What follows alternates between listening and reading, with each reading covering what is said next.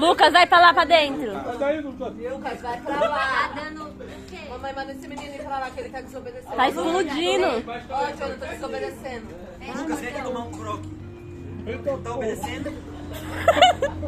Eu tô com medo. Vem, vem, os pregos tá esquentando, aí eles estouram pra cima.